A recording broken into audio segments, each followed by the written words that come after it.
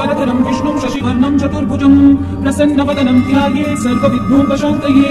व्यासं वसिष्ठनक्तारं शक्तैपौत्रमकल्मषं पराशरात्मजं वन्दे शुकतातं तपोनिधिं व्यासाय विष्णुरूपाय व्यासरूपाय विष्णवे नमो वै ब्रह्मनिधये वासिष्ठाय नमो नमः अविकाराय शुद्धाय नित्याय परमात्मने सदैकरूपरूपाय विष्णवे सर्वजिष्णवे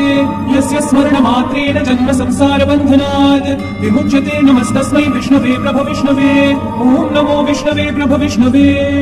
श्रीवैशम्पायन उवाच श्रुत्वा धर्मान् शेषेण पावनानि च सर्वशः युधिष्ठिरः शान्तनवं पुनरेवाभ्यभाषत युधिष्ठिर उवाच किमेकं दैवतं लोके किं वाप्येकं परायणं स्तुवन्तः कम्पमर्चन्तः प्राप्नुयुर्मानवा शुभम् को धर्मः सर्वधर्माणां भवतः परमो मतः किं च बन्धुच्यते जन्तुर्जन्म संसारबन्धनात् श्रीभीष्मोवाच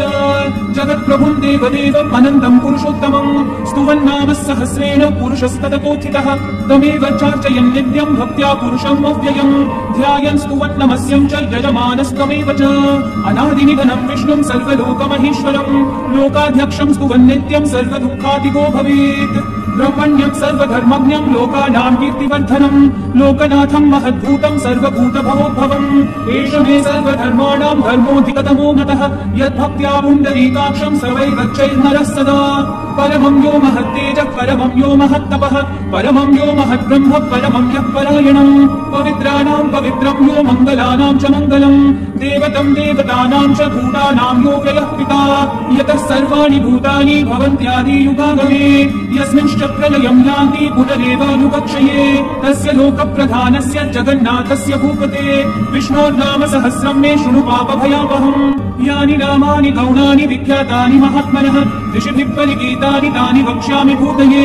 ऋषिर्नाम्नां सहस्रस्य वेदव्यासो महामुनिः छन्दोनुष्ठुप् तथा देवो भगवान् देवकीसुतः अमृतांशूद्भवो बीजं शक्तिर्देवकीनन्दनः त्रिसामाहृदयं तस्य शान्त्यर्थे विनियुज्यते विष्णुं जिष्णुं महाविष्णुं प्रभविष्णुं महेश्वरम् अनेकरूपदैत्यान्तं नमामि पुरुषोत्तमम् अस्य श्रीविष्णोर्दिव्यसहस्रनामस्तोत्रमहामन्त्रस्य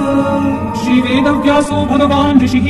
अनुष्ठुप् छन्दः श्रीमहाविष्णु परमात्मा श्रीमन्नारायणो देवता।